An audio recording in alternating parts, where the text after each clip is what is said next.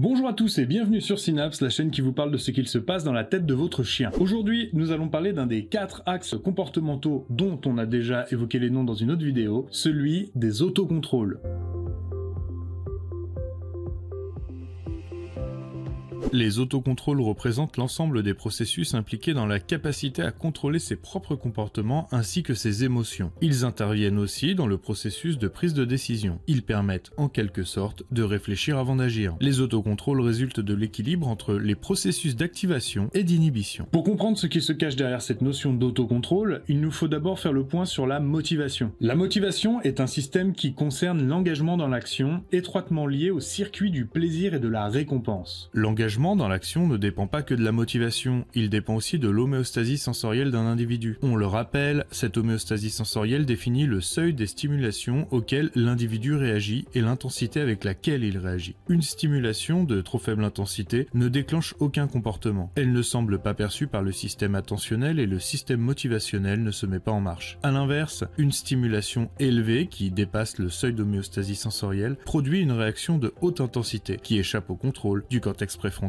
Le circuit se raccourcit, l'individu perd ses capacités d'analyse de la situation, la réaction devient réflexe. Dans ces conditions, l'individu est engagé dans l'action et ne peut pas la stopper facilement. La motivation, qui est capable de déclencher un comportement adapté, se met donc en place à l'intérieur des bornes fixées par le développement précoce. En dessous du seuil de réaction d'un chien, il n'y a pas de motivation. Au-dessus du seuil d'homéostasie sensorielle, la motivation dépasse la capacité de contrôle. D'autre part, les expériences positives vécues par un chien vont venir renforcer l'intensité de la motivation et orienter sa direction. La motivation permet donc l'activation comportementale. À l'opposé, l'inhibition comportementale est aussi un processus indispensable à la régulation des comportements et des émotions. Elle permet de produire activement la phase d'arrêt qui termine toute séquence comportementale. Sans ce mécanisme, le comportement continuerait en boucle. Les autocontrôles sont les résultats de cette balance activation/inhibition et représentent la capacité d'un individu à se contrôler spontanément quand il est livré à lui-même, c'est-à-dire que personne n'intervient. Les autocontrôles se construisent via des interactions avec les adultes, notamment la mère qui va sanctionner les morsures non contrôlées, mais aussi les jeux trop violents ou tout simplement une excitation excessive. Il ne s'agit pas ici de hiérarchie ou de dominance, mais d'apprentissage du contrôle des émotions, de la motricité et donc de l'impulsivité. Dès la période de socialisation, la mère différencie ses chiots et ses interactions avec chacun sont uniques. L'inhibition est apprise via des comportements de blocage par la mère qui immobilisent les chiots et cessent dès qu'il y a des contractions. Si le chiot se relève trop vite ou est trop excité, il est de nouveau contrôlé physiquement par sa mère, et ce, jusqu'à ce qu'il arrive à se détendre pendant plusieurs secondes. Cette méthode de contrôle externe permet au chiot d'expérimenter le retour au calme et l'apaisement qui en résulte. Après quelques essais, le chiot apprend à se contrôler seul, avec une intervention de plus en plus discrète de la part de la mère. Il acquiert ainsi un contrôle interne, qu'il pourra reproduire spontanément dans des contextes analogues, sans intervention extérieure. L'apprentissage du contrôle, qui est initié par les chiens adultes sur les chiots, permet de leur apprendre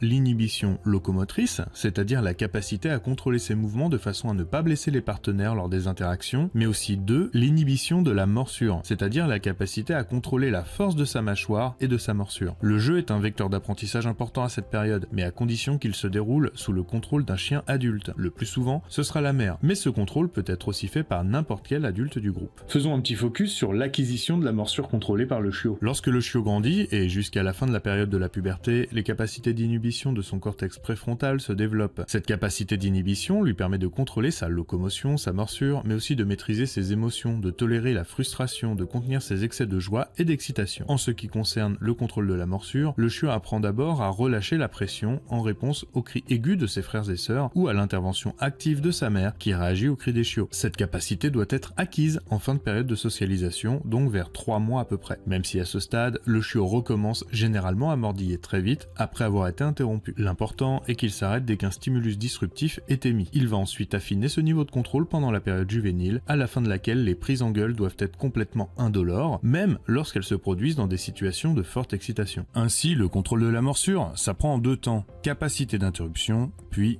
contrôle de l'intensité. À l'âge d'adoption habituel, à environ 8 semaines, le chien explore encore son environnement avec sa gueule. Il commence juste à acquérir le contrôle de sa mâchoire. À ce stade, les mordillements ne doivent plus blesser, et en théorie, le chiot doit s'arrêter dès que le chien ou l'humain qu'il mordille émet une réaction de douleur, un cri aigu par exemple. Pour beaucoup de chiots, l'inhibition des mordillements est encore incomplète à l'adoption. Et c'est d'autant plus le cas si le chiot présente des vulnérabilités ou que les conditions de développement n'ont pas été optimales. À ce stade, ce sont les propriétaires qui prennent le relais éducatif. Ils doivent interrompre tous les mordillements, même peu intenses, par une disruption qui montre au chiot qu'il fait mal, puis soit en redirigeant l'activité buccale vers des objets dans le jeu, soit en utilisant la punition négative, en l'occurrence en cessant l'interaction et le contact quelques minutes au moins. À la fin de la période de socialisation, le contrôle des mordillements doit être acquis. À travers leur interaction avec leur mère, les chiots vont apprendre la patience et l'acceptation de la frustration. Ils vont également apprendre un certain nombre de règles sociales. Ces apprentissages sont déterminants pour leur vie relationnelle ultérieure. En pratique, beaucoup de choses se jouent au moment où la mère commence à refuser la tétée à ses chiots. C'est un peu la double peine, car en parallèle, elle commence à les menacer autour de la gamelle de croquettes qu'ils convoitent, et elle leur apprend ainsi à patienter et à respecter l'ordre de passage. Le chiot, frustré, en détresse, apprend à utiliser des postures de soumission pour être autorisé à accéder à l'aliment sans se faire réprimander. La posture de soumission est un acte volontaire que le chiot commence à proposer au moment où il commence à se nourrir de façon solide. La capacité du chiot à proposer cette posture se développe dans le jeu et les premières relations avec les autres chiens adultes. Dans des conditions de développement normal, le chiot est capable d'utiliser cette posture à des fins de communication, notamment pour inhiber l'agressivité d'un congénère, à 2 ou 3 mois maximum, c'est-à-dire en fin de période de socialisation. De ce fait, même si le sevrage lacté est la première étape du détachement et de l'autonomisation, la présence maternelle est encore essentielle, au moins jusqu'à 8 semaines, pour que celle-ci puisse continuer son travail de régulation. J'en profite pour tordre le cou à une vieille idée reçue. On entend souvent qu'on a dû séparer les chiots de leur mère aux alentours de 6 semaines, car celle-ci devenait trop agressive avec ses petits. Pourtant, dans l'immense majorité des cas, il s'agit d'un comportement normal, et il ne s'agit que d'éducation. Les séquences peuvent être impressionnantes, surtout au début, car la mère bloque les chiots avec sa gueule et peut grogner, d'autant plus fort que les chiots sont brutaux. Il est important de communiquer aux éleveurs, même amateurs, l'importance de ces phases, car priver les chiots de ces séances d'éducation maternelle conduit presque toujours à un déficit d'autocontrôle, c'est-à-dire un déficit des contrôles moteurs et émotionnels. C'est d'ailleurs pourquoi les chiots élevés au biberon, par l'homme, sans aucun chien adulte en remplacement de la mère, courent un très grand risque de présenter des capacités de contrôle moteur et émotionnel de mauvaise qualité. Ceci étant dit, revenons sur l'évolution de ces autocontrôles au cours du temps. En fin de période de socialisation, vers 3 mois, le chiot peut être remuant, joueur et parfois mordillé, mais il dort beaucoup, bien au-delà de 12 heures par jour. Il a tendance à faire une exploration orale sur l'environnement, c'est-à-dire en prenant en gueule les éléments qu'il rencontre. Mais s'il est bien équilibré, il détruit peu, et surtout, il n'avale jamais d'éléments non comestibles. Un chiot de 12 semaines qui mordille, qui fait mal et qui ne s'arrête pas lorsqu'il entend un bruit strident, qui commet des destructions importantes, qui ingère des éléments non comestibles et qui dort peu, doit faire l'objet d'un rapport à un professionnel. Son comportement n'est absolument pas normal. Pendant la période juvénile, le chiot passe progressivement de l'exploration orale à l'exploration olfactive, qui devrait être le seul type d'exploration à l'entrée de la puberté. Le chiot peut encore saisir avec sa gueule parfois, mais désormais, il privilégie le fait de sentir l'objet ou le partenaire social. Ces contacts sociaux, dans les moments d'excitation, peuvent se traduire par des prises en gueule ouvertes, c'est-à-dire très contrôlées. Il ne fait jamais mal. Tout comme un adolescent de 16 ans ne vous tord pas le poignet involontairement en essayant de vous serrer la main. Il s'agit d'une acquisition neurologique du contrôle de la locomotion qui est acquise par tous les individus. Certains chiots montrent des difficultés de concentration et passent d'un stimulus à l'autre. Ils ne terminent pas leurs actions ou leurs séquences comportementales avant d'en démarrer une autre. Cela se voit notamment dans leur façon d'explorer leur environnement. Comme ils passent trop vite d'un point d'intérêt à l'autre, ils apprennent mal. Un chiot dont l'attention est dispersée doit être considéré comme susceptible de présenter un déficit des autocontrôles et doit être suivi. On le rappelle, une séquence comportementale se décompose en une phase appétitive, une phase consommatoire et une phase de retour à l'équilibre. Lorsqu'un chien ne finit pas son action, l'absence de phase de retour à l'équilibre d'une séquence comportementale interdit la mise en place des associations action-récompense déclenchées par cette action. C'est pourquoi les apprentissages sont défaillants. Le parfait exemple est le retard de propreté où, après avoir exploré puis abandonné de nombreux lieux d'élimination parce qu'il n'a pas fini son exploration, le chiot se met en position mais ne termine pas sa séquence et se relève avant d'avoir commencé à éliminer, parce qu'il est attiré par un nouveau stimulus olfactif ou visuel qui le distrait. Après 1 heure de promenade infructueuse, le chiot se soulage dans la maison où les stimuli sont moins nombreux et plus habituels. Rappelons que pour un chiot standard, la propreté est acquise avant l'âge de 5 mois, sans difficulté majeure pour y parvenir. Et pour une vidéo sur la propreté, vous trouverez ça dans la description, bien sûr. Ces chiots qui rencontrent des difficultés avec les apprentissages ont des difficultés à catégoriser leur environnement et à généraliser paralyser leurs apprentissages. De ce fait, ils vont souvent devenir craintifs, comme s'ils avaient été élevés dans un milieu pauvre. Les expériences qu'ils ont faites durant la période critique n'ayant pas permis, en raison de leur défaut de contrôle, d'établir les apprentissages nécessaires. Ainsi, pour ces chiots, même si les expériences ont été nombreuses, elles semblent avoir été inutiles. La période pubertaire peut voir s'aggraver les troubles comportementaux des chiens lorsqu'ils présentent une acquisition incomplète des autocontrôles. Comme pour l'axe de la peur, c'est à cet âge que ces agressions peuvent apparaître. Ces agressions seront motivées le plus souvent par de la frustration ou de la douleur. En effet, face à un chiot qui grandit en taille et en force et qui se contrôle mal, il est tentant d'utiliser de plus en plus d'outils coercitifs ou de méthodes d'éducation coercitive.